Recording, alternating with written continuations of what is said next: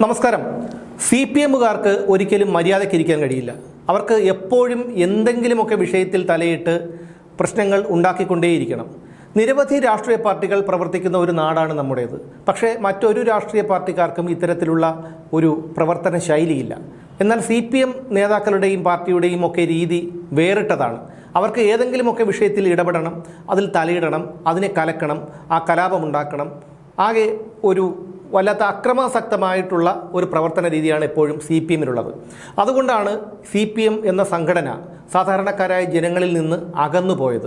എത്രയൊക്കെ സാധാരണക്കാരോടും പാവപ്പെട്ടവരോടുമൊക്കെ ചേർന്ന് നിൽക്കുന്നു എന്ന് പറഞ്ഞാലും ഒരിക്കലും അത് വാസ്തവമല്ല എന്നുള്ളത് നമുക്കറിയാം. എന്തെങ്കിലുമൊക്കെ വിഷയത്തിൽ ഇതുപോലെ പ്രശ്നങ്ങൾ ഉണ്ടാക്കി തലയിട്ടുകൊണ്ടേയിരിക്കും. ആലപ്പുഴ ജില്ലയിലെ മാന്നാർ പാവൂക്കരയിൽ CPM KSKTU പ്രവർത്തകരുടെ നേതൃത്വത്തിൽ കാർഷിക വിളകൾ വെട്ടി നശിപ്പിച്ചു എന്ന് മാത്രമല്ല, സ്ഥലമുടമയുടെ വീട്ടിലേക്ക് നിർമ്മിച്ച വഴി ഇടിച്ചു നിരത്തുകയും ചെയ്തു. സംഭവം അറിഞ്ഞ് പോലീസ് സ്ഥലത്തെത്തി. പക്ഷേ അക്രമികൾക്കെതിരെ നടപടിയെടുത്തില്ല എന്നാണ് ഈ പരാതിക്കാരൻ്റെ ആരോപണം. മാന്നൂർ പാവൂക്കര വട്ടപ്പറമ്പിൽ വീട്ടിൽ ലിനു വി വർഗീസിൻ്റെ 80 സെന്റ് സ്ഥലത്താണ് വെട്ടിനിരത്തൽ നടന്നത്. ഡാറ്റാ ബാങ്കിൽ ഉൾപ്പെട്ട ഭൂമിയാണെന്നും കനാൽ ഉൾപ്പെടെ നികത്തിയാണ് വഴി നിർമ്മിച്ചതെന്നും ആരോപിച്ചുകൊണ്ടാണ് CPM അനുകൂല കർഷക തൊഴിലാളി സംഘടനയായ KSKTUവിൻ്റെ നേതൃത്വത്തിൽ വെട്ടിനിരത്തൽ നടത്തിയത്.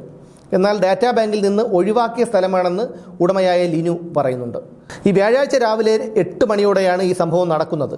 ലിനു വർഗീസിൻ്റെ കൃഷിഭൂമിയിൽ നിന്ന് വീട്ടിലേക്ക് മണ്ണിട്ട് ഉയർത്തി ഭാഗികമായി നിർമ്മിച്ച വഴി 40 പേരോളം വരുന്ന സംഘം ഇടിച്ചു നിരത്തുകയും വഴിയുടെ 2 വശങ്ങളിൽ സ്ഥാപിച്ച കോൺക്രീറ്റ് പില്ലറുകൾ ഇടിച്ചു പൊളിക്കുകയും ചെയ്തു.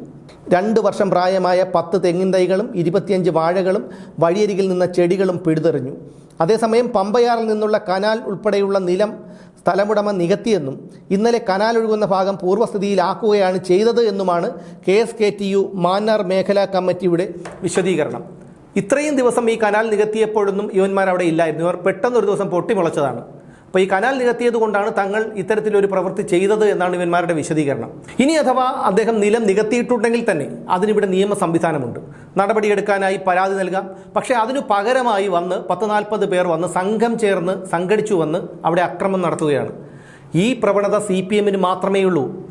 എങ്ങനെയും ഭയപ്പെടുത്തി ആളുകളെ വരുതിയിലാക്കുക എന്നുള്ളത് മാത്രമാണ് ഇവരുടെ ലക്ഷ്യം. ഇനി ഈ ലിനു വർഗീസ് എന്ന് പറയുന്ന ഉടമസ്ഥനും ഇവരുമായി എന്തെങ്കിലും വിഷയമുണ്ടായിരിക്കും. ഈ നിലം നികത്തുന്നത് ഒരു ദിവസമോ 2 ദിവസമോ കൊണ്ട് കഴിയുന്ന കാര്യമല്ല. അതിന് ചിലപ്പോൾ ദിവസങ്ങളോളം എടുക്കും. മണ്ണ് മറ്റ് സ്ഥലങ്ങളിൽ നിന്ന് കൊണ്ടുവന്ന് അവിടെ തട്ടണം, അതിനുശേഷം നിരത്തണം. അങ്ങനെ ദിവസങ്ങൾ എടുത്തിട്ടാണ് ഇത്തരത്തിൽ ഒരു നിലം നികത്താൻ കഴിയുന്നത്.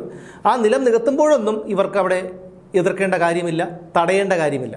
പക്ഷേ അയാൾ അവിടെ വഴി നിർമ്മിക്കുകയും അവിടെ പില്ലർ നിർമ്മിക്കുകയും ചെയ്തതിനു ശേഷമാണ് ഇവർക്ക് അത് ഇടിച്ചു നിരത്തണമെന്ന് തോന്നിയത്. ഒന്ന് ഓർത്ത് നോക്കി, എത്ര അസംബന്ധമായിട്ടുള്ള കാര്യമാണ് ഇവന്മാർ തുടർച്ചയായി നടത്തിക്കൊണ്ടിരിക്കുന്നത് എന്ന്. അതൊരു വ്യക്തിയുടേതാണ്. ആ പറയുന്ന പുരയിടം ഒരു വ്യക്തിയുടേതാണ്. അയാൾ അവിടെ നികത്തുകയോ എന്തോ ചെയ്തോട്ടെ. അങ്ങനെ എന്തെങ്കിലും അയാൾ നിയമവിരുദ്ധ പ്രവർത്തനങ്ങൾ നടത്തിയാൽ അതിന് പരിഹാരം കാണാനാണ് ഇവിടെ ഒരു നിയമ സംവിധാനമുള്ളത്. പാർട്ടിയും പാർട്ടി കോടതിയും പാർട്ടിയുടെ പോലീസ് സ്റ്റേഷനും ഒക്കെ പാർട്ടി പ്രവർത്തകർക്ക് മതി. അത് സാധാരണക്കാരൻ്റെ നെഞ്ചത്തേക്ക് വേണ്ട. കേരളത്തിൽ എത്രയോ തൊഴിൽ സ്ഥാപനങ്ങൾ ഇവന്മാർ ഈ ചെങ്കോണകം കുത്തിപ്പൊട്ടിച്ചു. ഒരു സ്ഥാപനം തുടങ്ങുന്നതിൻ്റെ ബുദ്ധിമുട്ട് നമുക്കറിയാം. കോടിക്കണക്കിന് രൂപ ഇൻവെസ്റ്റ് ചെയ്യണം.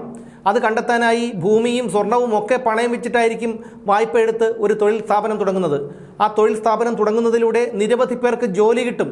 പക്ഷേ ഇവരെ സംബന്ധിച്ച് അതൊന്നും പ്രശ്നമില്ല. ഇവർക്ക് അത് പൂട്ടിക്കണമെങ്കിൽ വെറും ഒരു ചെങ്കോണകം, ഒരു ചെറിയ ചുവന്ന തുണി മാത്രം, ഒരു 2 മുഴം തുണി മാത്രം മതി.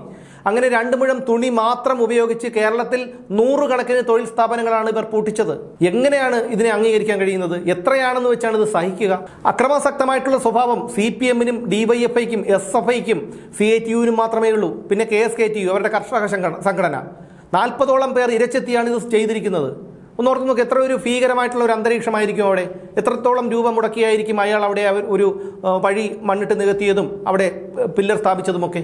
അപ്പോൾ ഇവരെ സംബന്ധിച്ചിടത്തോളം കുനിഞ്ഞൊരു കുപ്പ എടുത്ത് ശീലമില്ല. എന്തെങ്കിലും ഒരു വിഷയം ഉണ്ടാകുമ്പോൾ പാർട്ടി ഓഫീസിൽ കഴുകി കമിഴ്ത്തി വെച്ചിരിക്കുന്ന ചുവന്ന ബക്കറ്റും എടുത്തുകൊണ്ട് ഇറങ്ങണം, പിരിക്കണം, പുട്ടടിക്കണം എന്നുള്ളതാണ് അവരുടെ ഒരു രീതി. അതുകൊണ്ടാണ് ഈ ക്രിമിനൽ പാർട്ടിയിൽ ഇപ്പോഴും ആൾക്കാർ നിൽക്കുന്നത്.